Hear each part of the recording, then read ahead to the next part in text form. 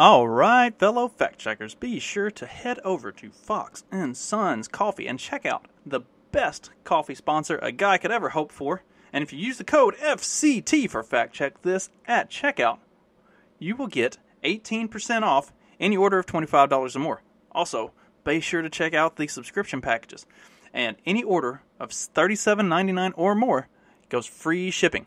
Check out the light blend, the dark blend, the medium blend, the electric boogaloo, and the decaf.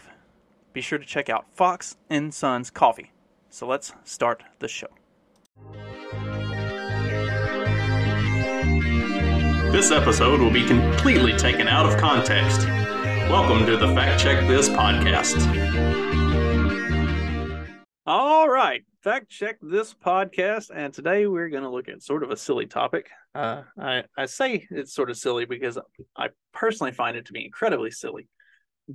But in the larger scale of things, it's kind of fucked up and terrifying, I guess, would be the best way to put it.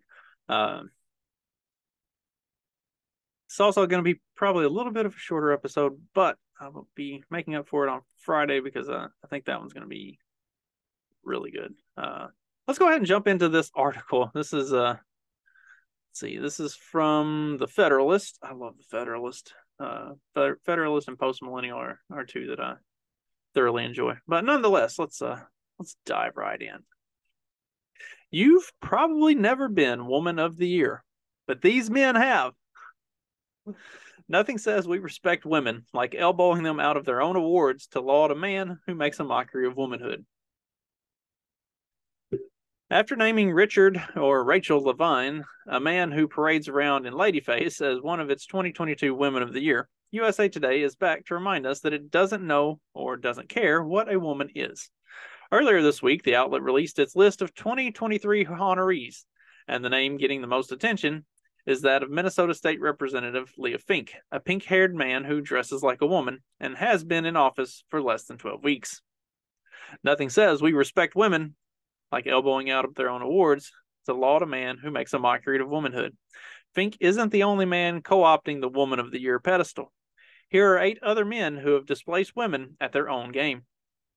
Rachel Levine, Fink's predecessor as USA Today's token male Woman of the Year.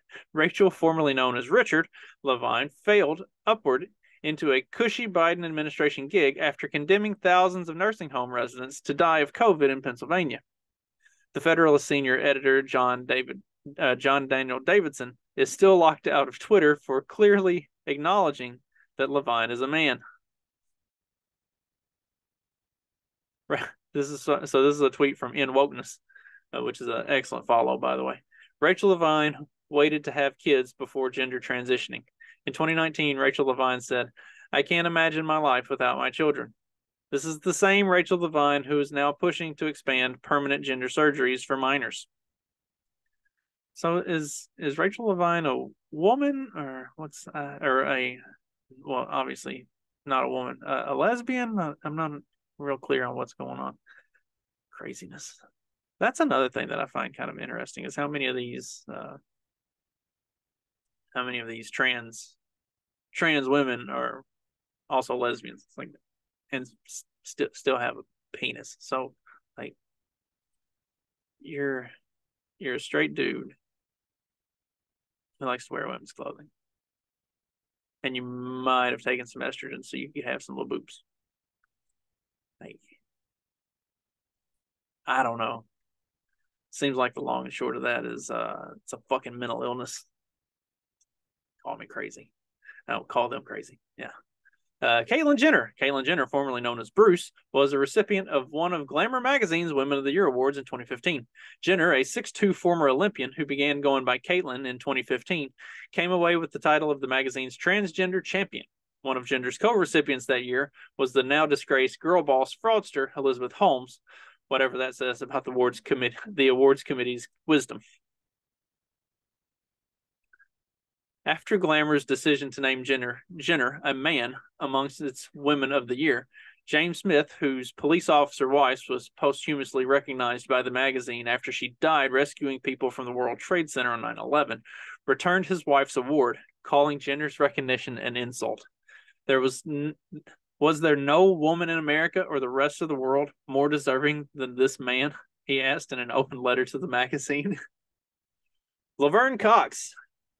The year before Jenner scored Glamour's Woman of the Year title, the magazine handed it to another man, Roderick Laverne Cox, who now goes by Laverne.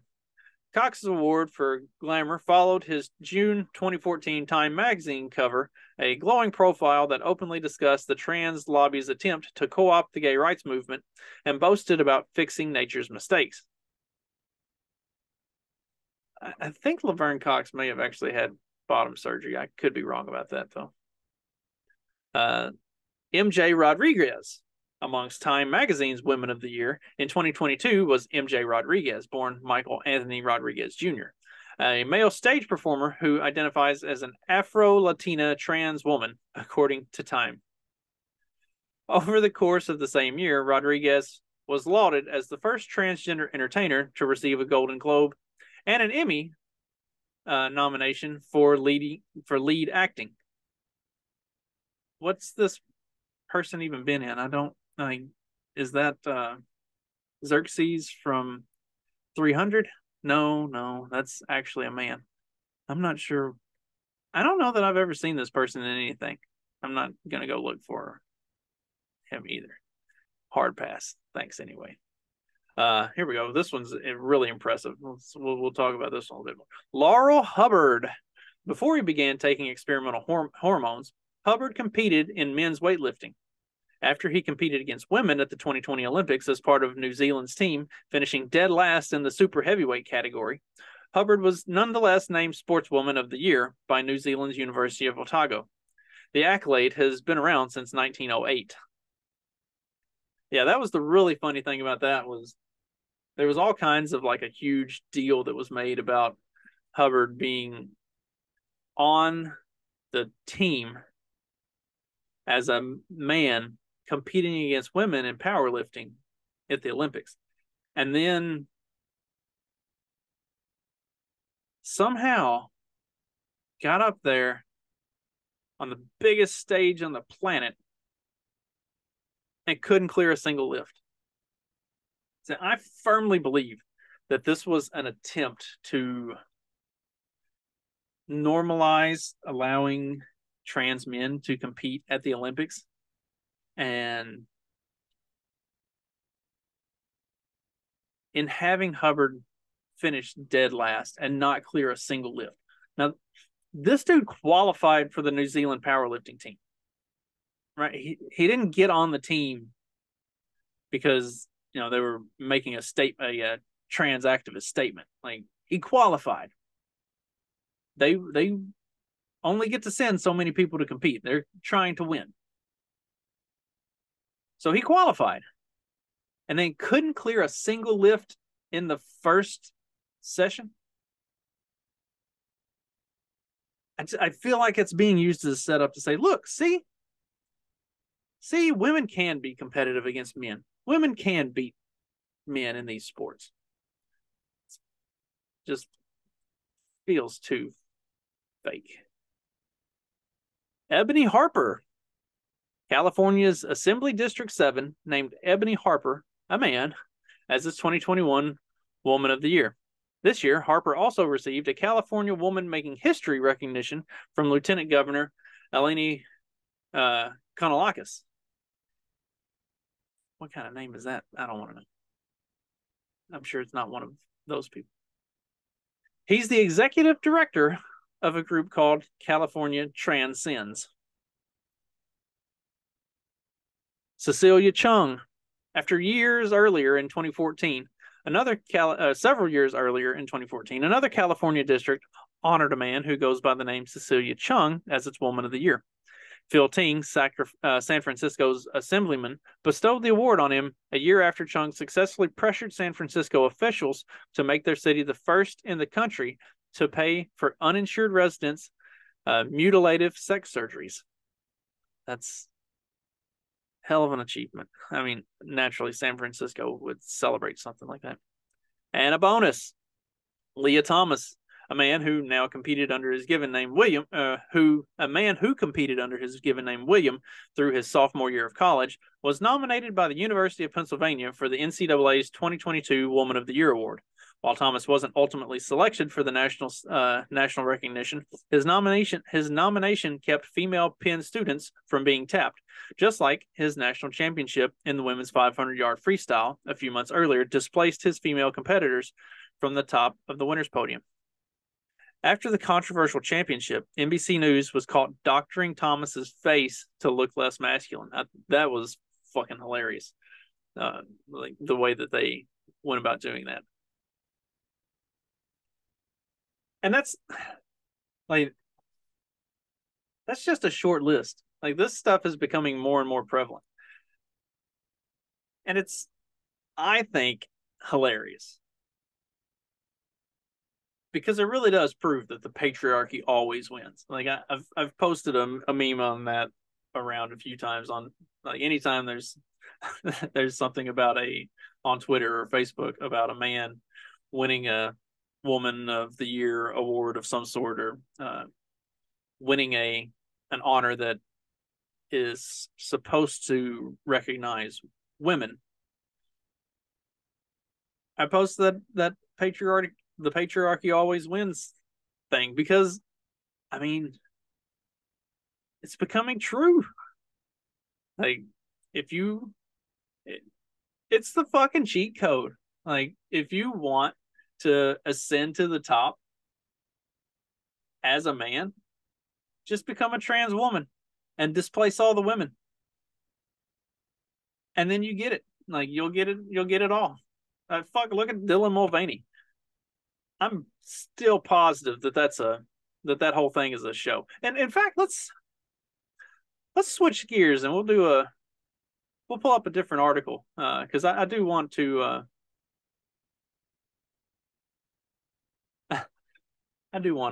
acknowledge this a little bit. We're just going to go through this one. This was going to be a short episode, and now it's not. Sorry, I changed directions midstream. Because this is how I've kind of felt about this for a while. And so I just want to read it to put it out there. And this is from The Critic.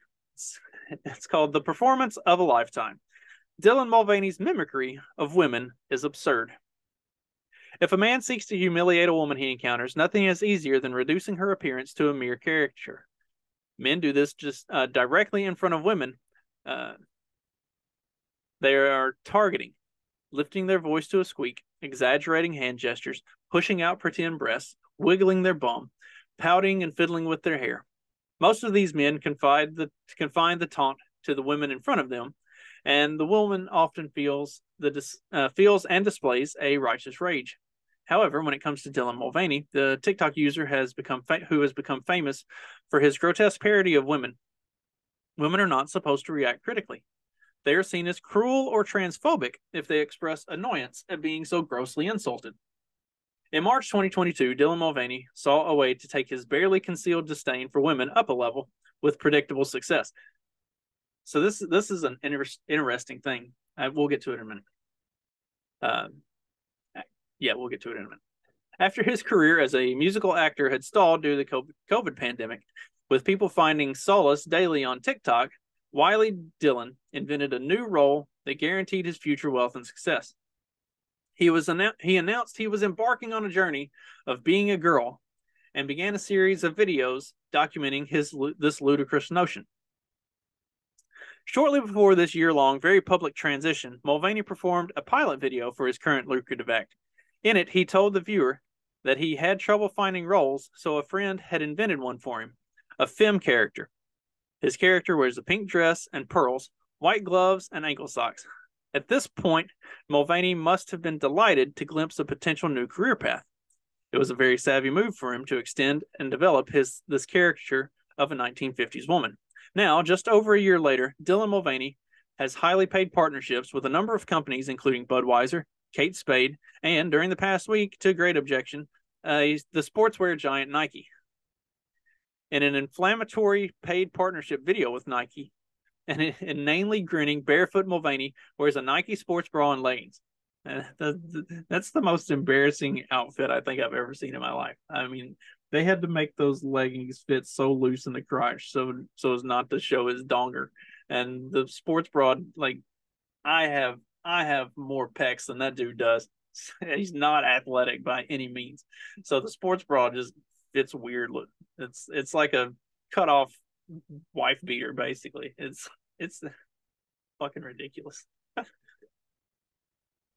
He performs a series of ridiculous moves, including comedic side stretches, a theatrical run kicking his heels up nonsensically, and failed chorus line high kicks. He almost runs backwards into a hedge at one point and pulls a comedy expression of shock. It all looks ridiculous and slapstick. It mocks women by suggesting they exercise trivially and ineffectively, but smiling throughout.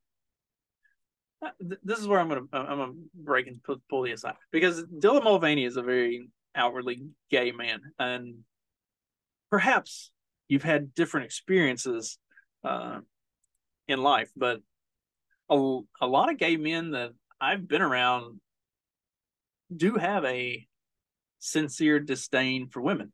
I don't know if it's the natural cattiness or what, but there is a real thing there to the like what they said earlier with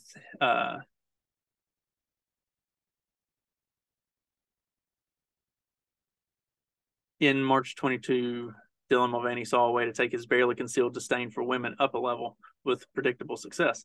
You know, the disdain is a real thing for a lot of gay dudes. So I that line kind of struck as like it makes sense. And I don't know shit about Dylan Mulvaney.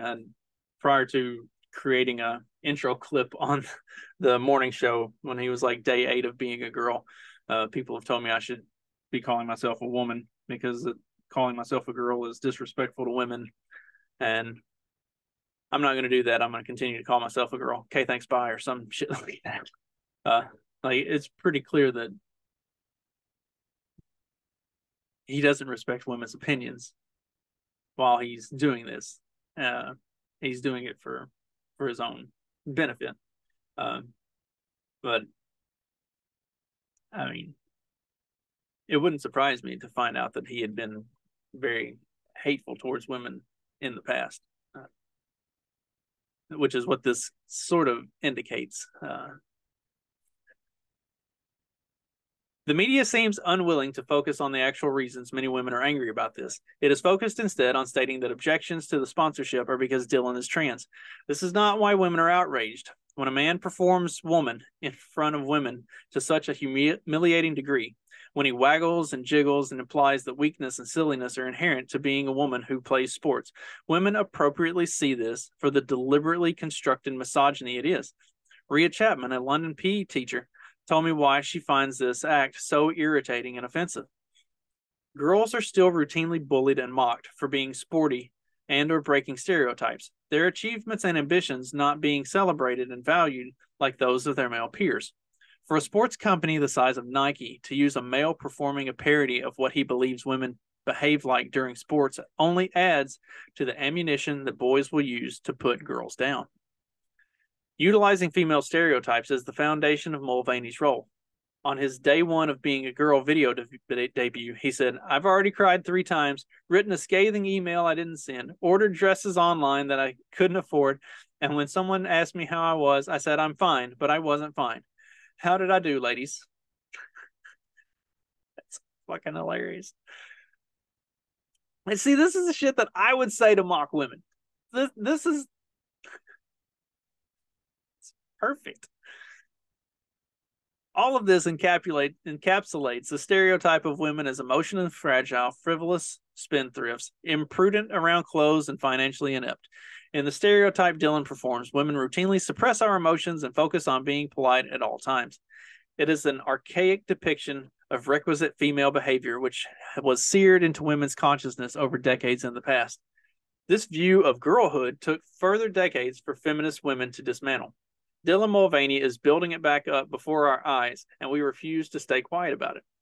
In other videos, Mulvaney is seen running feebly through a forest and falling down in high heels, the suggestion being that women are unstable, weak, and pathetic characters, frightened flies. This barely disguised message pervades many of his videos. In another, he is referring to his boobies as his gal pals and advertising the shea butter he will rub into them. He refers beneath this video to taking care of my new girls this season. This is all deeply offensive to women. Breasts are part of our sexed bodies, not a cute pet or accessory like a new handbag. Along with these grotesque parodies of womanhood, he promotes products with zero shame, grifting whilst gurning and gaslighting women. Shortly before he began his career-saving venture of being a girl, Mulvaney can be found mocking a female cheerleader in a sketch where he pretends to break his leg. He has honed and perfected these earlier attempts to portray women as weak and stupid, and he deflected attention from them by declaring himself a woman. Gender identity is once again the smokescreen for misogyny, and negative criticism leads to an award-worthy performance of his being hurt and bullied. Mulvaney simply reverses the victim and offender. Women are bullies, and he is the target. Many women recognize this pattern from relationships with abusive men. The insult for women comes not from the fact that Mulvaney is given vast sums of money or attention, but that he is given it whilst performing an insulting version of what a woman is or how she experiences the world from birth. Mulvaney has avoided the many perils of being a girl because he was safely behind the shield of being a boy, and a wealthy one at that. Mulvaney has a very privileged background of successful financier male ancestors. Nothing says patriarchy more clearly than a man being offered huge sums of money by companies to pretend to be a woman, whilst actual women sit at home fretting how to feed their children during an economic crisis. A man womaning is feted, whilst a woman at times barely survives the experience. As the final part of his 365 days of girlhood, Mulvaney undergoes very expensive facial feminization surgery. This is suggested as the very epitome of ensuring he is seen as a female. Conveniently, little mention is made of the penis he retains. Shaved forehead bones might whisper and suggest woman more effectively, but a penis roars man at a deafening pitch. Honestly, whatever they did to his face, it doesn't make him look any less like a dude. It's not working. The elaborate reveal video is highly produced, and none of the earlier amateur style is evident. Dylan really has come a long way in a year. While he is still no further along towards being a woman, I don't believe that was really the aim. On the contrary, the heights he sought were to become famous, powerful, and wealthy. He has had chats with the president, and Drew Barrymore knelt at his feet and cooed accordingly.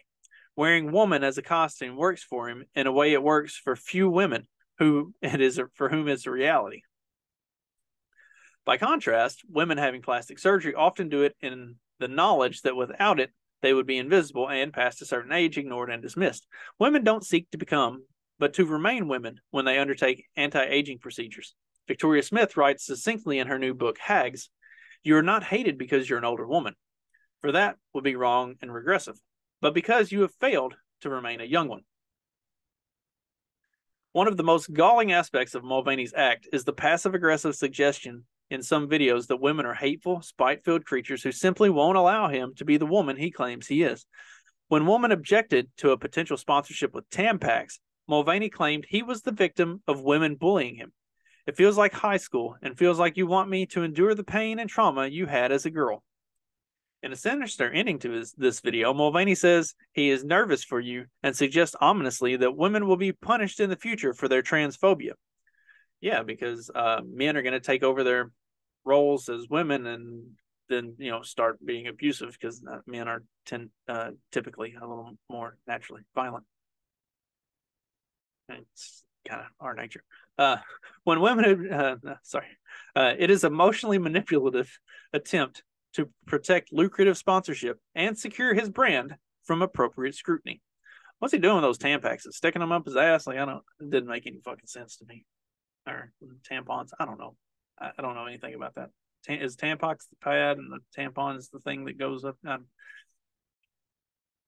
Obviously, I'm not going to be getting a sponsorship at any time. Might have to shave my beard. You know what?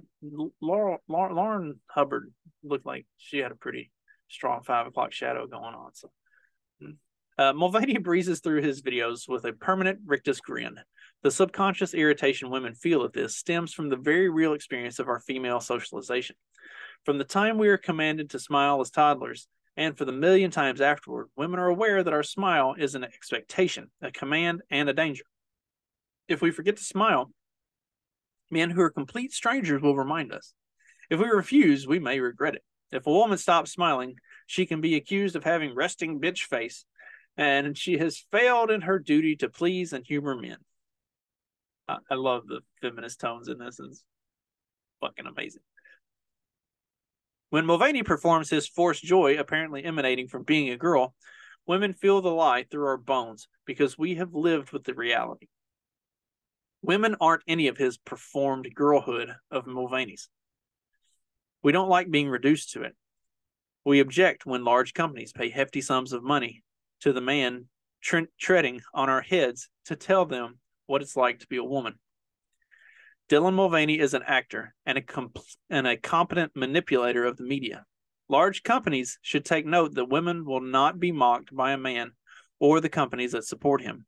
Learn who we are or learn how to cope without our cash. Just don't do it. I'm really kind of hopeful that this is setting up a new feminist movement, because that's what it's going to take. Like,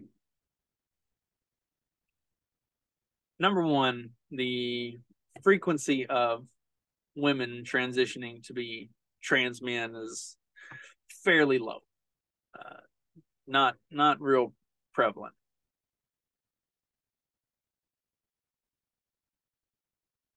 And even if it became more prevalent, biological men aren't going to care. Biological men aren't threatened by fake men. At least real men aren't threatened by fake men. Because at the end of the day, they can't do the things we can do. Like, that's the physical difference between us. So they're not a threat. But these fake women are a threat to real women because they have certain superiority and they have the power of the patriarchy behind them. And they're this new thing that you can't criticize because then you're a hateful bigot. What this is going to take is like a resurgence of legitimate feminism. Not this like new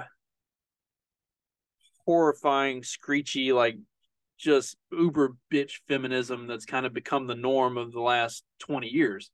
It's going to take a return to real, legitimate feminism to basically tramp this thing down and establish that, you know, women, real biological women,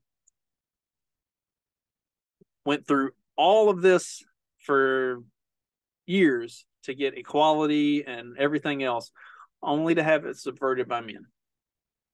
And we're not going to fucking take it, is what they're going to have to say. And real women are going to have to be the ones who stomp this thing out.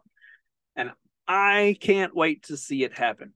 I want it. It would be